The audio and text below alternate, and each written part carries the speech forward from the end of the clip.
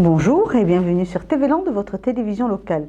Nous débuterons cette édition du mercredi 25 novembre par nous poser la question: y aura-t-il en 2016 un carnaval à Sobus, avant de rejoindre une délégation serbe venue à Dax chercher une stratégie pour leur développement thermal. Nous continuerons ensuite par un peu de sport avec la rencontre de rugby entre Souston et Abbas. Nous partirons ensuite pour une résidence d'artistes avec la compagnie des Arts Mêlés. Et nous finirons notre journal par notre série Beau Travail. Suite à la démission de la totalité du bureau de l'amicale Sibusat qui organise les fêtes patronales de la commune et son carnaval, la municipalité de Sobus a organisé une réunion publique pour faire appel aux bonnes volontés. À Sobus, le carnaval et ses chars décorés de petites fleurs en papier est une véritable institution qu'aucun Sibusat et encore moins les élus ne veulent voir disparaître. C'est un carnaval qui vraisemblablement est centenaire. Ici, beaucoup d'entre nous avaient les grands-parents qui ont déjà participé à ce carnaval. On a toujours connu ça, nous, de tout temps. Et c'est vrai que c'est en plus un carnaval qui perdure et qui rejaillit sur tout le territoire, puisque nos chars sont rachetés dans tous les départements voisins.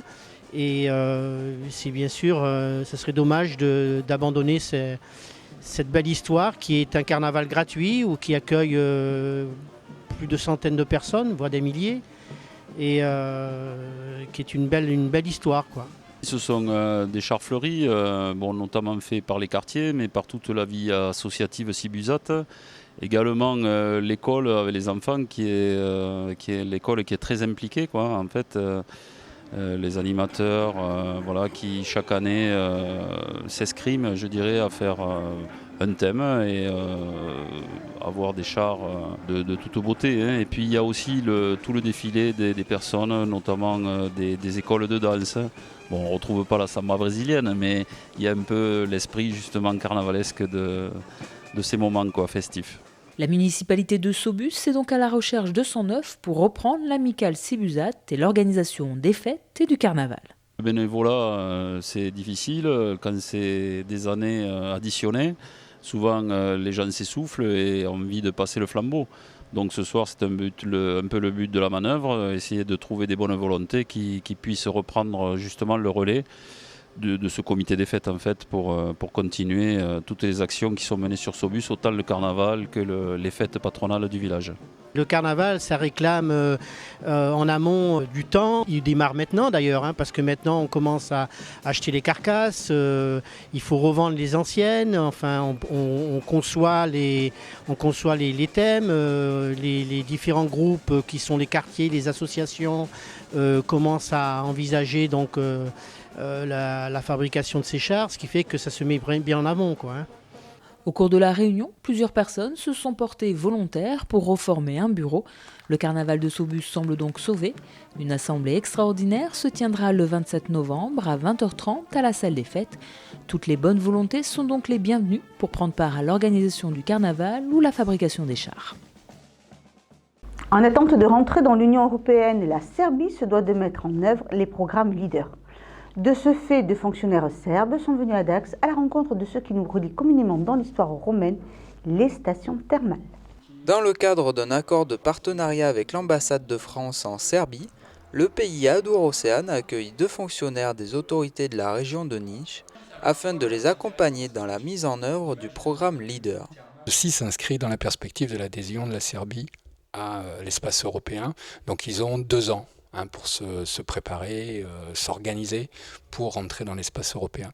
Mardi dernier à Dax, c'est auprès de l'association Cluster Thermal Aquitain que les deux Serbes se sont penchés sur le projet de développement d'établissements thermaux. Ce qui les intéressait en venant ici rencontrer les acteurs du cluster thermal, c'était de voir comment on pouvait construire un partenariat entre les privés et les publics, et le public, parce qu'ils ont la station thermale de Niš-Kavanja un potentiel, un très fort potentiel, mais ils doivent aussi impulser une nouvelle méthode de travail, de nouvelles façons, de nouvelle gouvernance pour pouvoir mieux répondre aux demandes et participer pleinement au développement local du territoire. L'idée, c'est de se dire comment on arrive à faire travailler les gens ensemble sur une thématique commune, mais sachant que chacun a des intérêts différents. On voit qu'ils sont à la recherche d'une stratégie. Ils ne savent pas encore s'ils vont vraiment sur le médical, s'ils vont sur le bien-être, s'ils vont sur le sport santé, s'ils vont sur la prévention. Donc ça, c'est quelque chose qui est intéressant parce que ça nous permet aussi de voir et de repenser, nous, notre positionnement et puis peut-être aussi de voir quelles peuvent être les nouvelles concurrences ou pas. Une réunion qui prend part à une collaboration entre les termes de ces deux pays.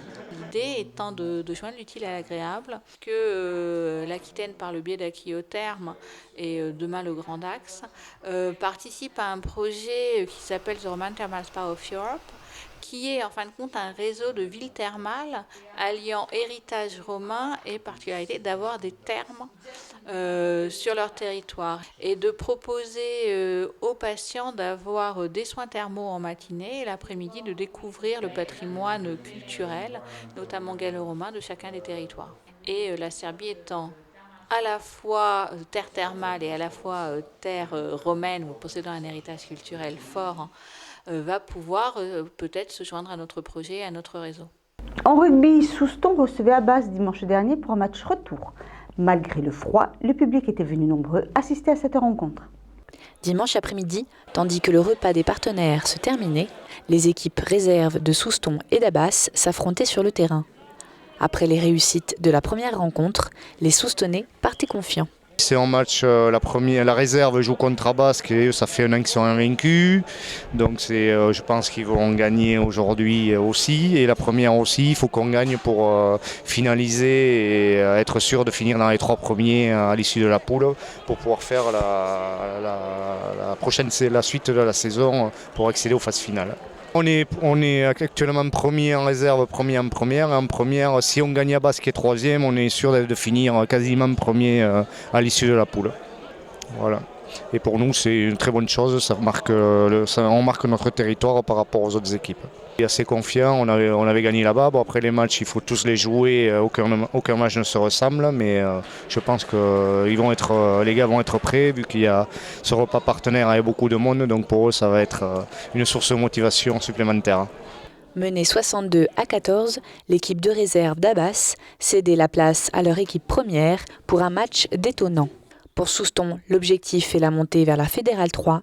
Pour Abbas, être dans les 3 premiers du classement.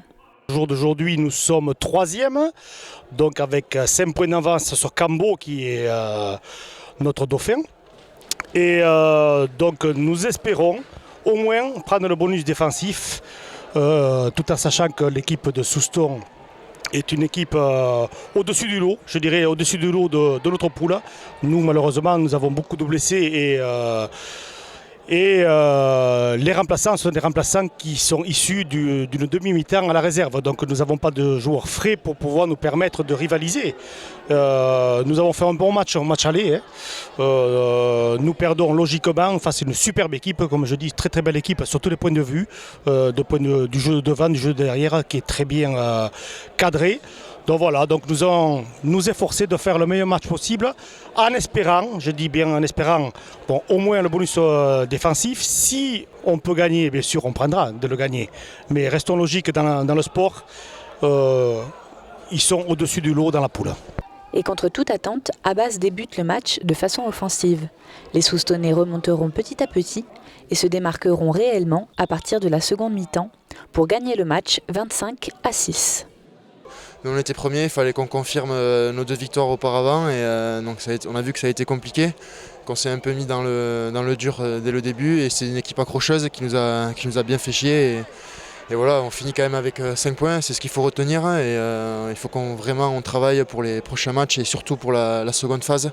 On voit que quand même il y a quelques lacunes encore, il faut continuer à bosser et si on veut avoir l'objectif qu'on s'est donné en début de saison, il va falloir vraiment cravacher, surtout que maintenant l'hiver arrive et notre jeu va devoir se développer et voilà, il va falloir continuer à bosser, quoi. Régulièrement, au cours de sa saison culturelle, Souston accueille des artistes en création. La semaine dernière, la compagnie Les Arts Mêlés était en résidence à la salle Rojanin pour travailler sur leur spectacle Colorama. Dans le cadre de cette résidence d'artistes, mardi, la chorégraphe a animé 2 ateliers pour les élèves de la classe artistique du collège ainsi qu'une dizaine de danseuses du conservatoire de Souston. Colorama, le nouveau spectacle en préparation de la compagnie Les Arts Mêlés, associe couleurs, états et émotions. Les ateliers ont donc repris ce concept. Donc on a fait un petit travail sur les états. Parce que je pense que ça peut leur servir énormément de savoir changer d'état selon ce qu'ils ont à interpréter. C'est parfois difficile de trouver des mots, de trouver des techniques pour réussir à comme ça passer d'un état à l'autre quand on est sur scène. Donc là on a travaillé sur la visualisation de couleurs. La première couleur, c'était le rouge. Et en fait, on devait s'imaginer un épisode dans notre tête. Là, en l'occurrence, on devait s'imprégner de cette couleur. Ça devait nous faire ressortir des émotions. En tout cas, moi, ça m'en a fait ressortir parce que j'avais l'impression d'être compressée, que ça me brûlait, le rouge. Après, on a fait d'autres couleurs, le bleu et le noir. Le bleu, c'est la fluidité. Et le noir, moi, ça m'a fait ressentir comme pouvoir se libérer parce que on est à l'abri du regard des autres. Donc du coup, on se sent libre. Pendant près de 2 heures, les jeunes danseuses du conservatoire ont travaillé avec la chorégraphe pour leur plus grand plaisir. J'ai voulu venir parce que souvent on fait des ateliers, on a fait quelques ateliers et ça m'a toujours plu. Et puis même le vouloir découvrir des choses, même si on ne sait pas forcément ce que c'est, même si à la fin on n'a pas aimé, c'est pas grave. C'est même rien que le fait d'être venu, d'avoir partagé des choses avec des gens, c'est toujours bien et c'est des moments importants, je trouve. Pour moi, c'était super bien, vraiment. Ça a permis de vraiment, découvrir autre chose.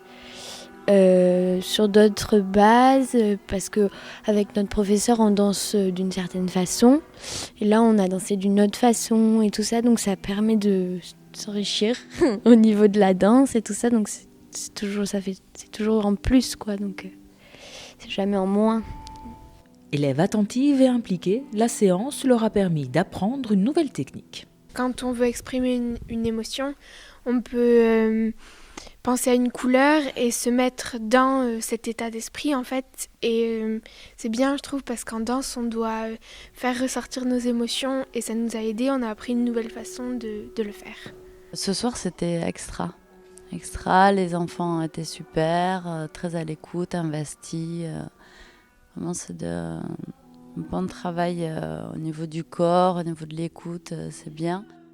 Après avoir travaillé autour du spectacle Colorama, les élèves sont invités à venir à la représentation de sortie de résidence afin d'admirer ce que la compagnie Les Arts Mêlés peut transmettre au travers de la danse, la musique et les couleurs.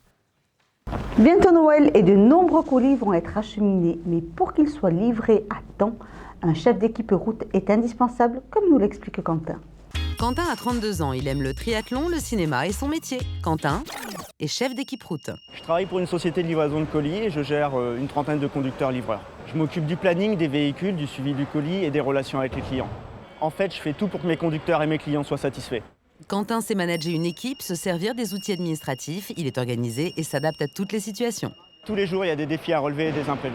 J'ai un colis pour Marion Cotillard. Par contre, l'adresse, elle n'est pas complète. Je m'en charge. Heureusement, ça n'arrive pas tous les jours. Mais c'est vrai, je dois toujours être réactif et trouver des solutions. J'aime le management et le contact avec mes conducteurs, donc c'est un métier qui me va bien.